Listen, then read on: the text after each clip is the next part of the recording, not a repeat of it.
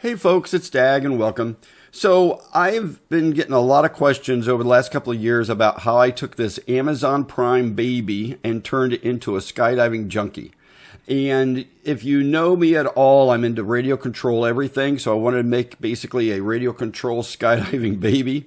Folks, back in the 90s, believe it or not, I was an avid skydiver. I ended up with over 600 jumps, and I was absolutely a junkie until I had to grow up and raise a family. But with that said, I've done a video a little bit about this, but I wanted to dive in deeper on what it really took to make this baby skydive. And I hope you enjoy this video. Please like and subscribe, and let's dive into this. So the first thing we had to do, folks, is figure out how to get her up to altitude. At the particular airfield we were using and following FAA guidelines, we could only go up to 1,200 feet to drop her. It had been fun to take her much, much higher, but 1,200 feet was it. One thing that I realized is there's no way to keep her stable, so she had to have a drogue parachute to keep her stable as she's free falling through the air. Now, baby Olive started her life, believe it or not, in flying my 16-foot wingspan electric airplane, which is radio control. And she was the star of the show, folks. And this aircraft, when she was in it, she was pretty much robotic. And she could move her head around and all that stuff. And you'll see that in just a minute. But everybody liked baby Olive so much, I decided I've got to make her into a skydiver too. Okay? And if you've never seen this, folks, go find my other videos. I've got a lot of videos of her flying the airplane. Well, actually, of course, you know, it's radio control. I'm flying the airplane, but she's basically the passenger looking around. I have had people get upset thinking that I stuck a real baby in a model airplane, which we would never do that. Nobody's stupid enough to do that.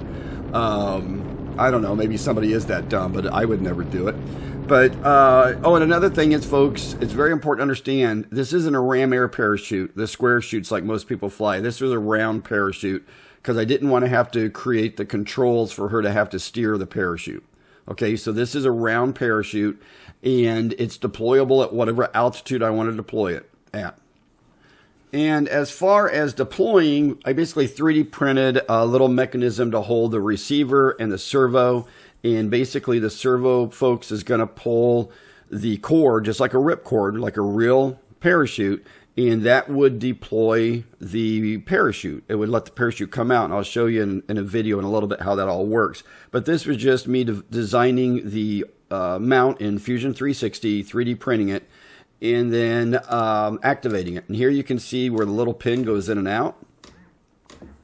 And that little pin has to go in there or the parachute won't open. So far, she hasn't bounced yet.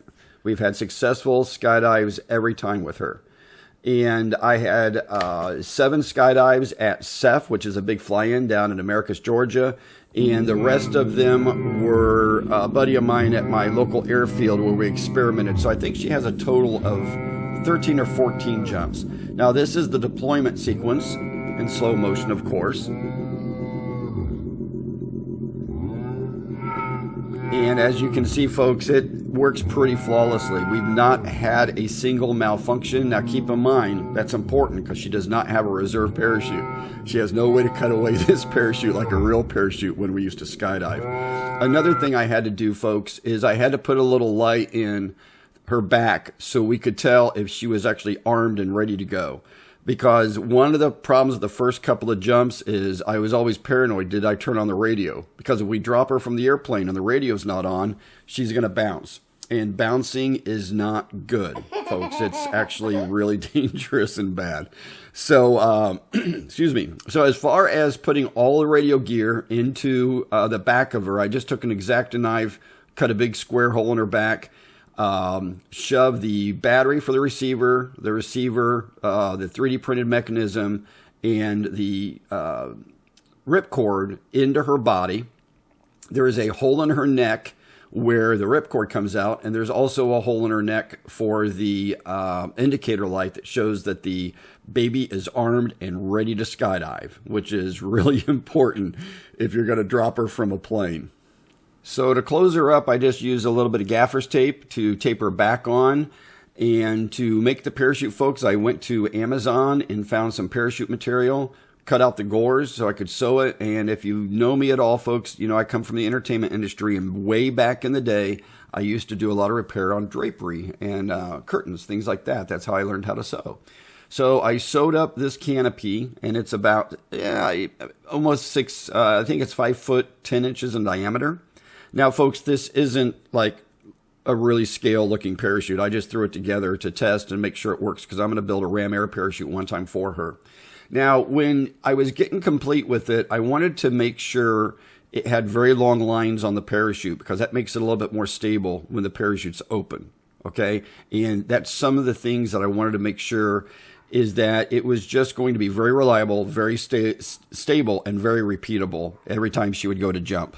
So, folks, I've had a lot of people ask me, why does she always have a pacifier in her mouth? Because she looks pretty angry right there, doesn't she? I think she's kind of pissed that she's got a skydive, but I think she's learning to like it. But every time she jumps, she always has her pappy in her mouth. And, folks, I'm just kidding. You know, it's just a robotic Amazon Prime baby, and it's an ugly-looking baby. But it's a lot of fun to drop out of airplanes. Now, when we talk about the launch plane or the jump plane or whatever you want to call it, it's a Flex Innovations Cessna 170. We use a couple of servos on the side of the fuselage with hooks on them.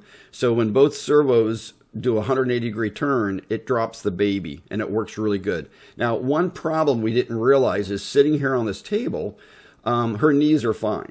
But when we put her in grass, they drag. So every time she lands, she has a whole bunch of grass stains on her knees. And we just haven't been able to pull her up any tighter against the airplane. We need to put bigger tires on the airplane, I think. But again, folks, this is all just fun. It's not a real baby, because I've had people try to turn me in thinking that we've dropped a real baby from an airplane. But there you can see her in the grass that, you know, she drags in the grass. And if the grass is high at all, she's covered in grass, which is just, I guess, part of it, right?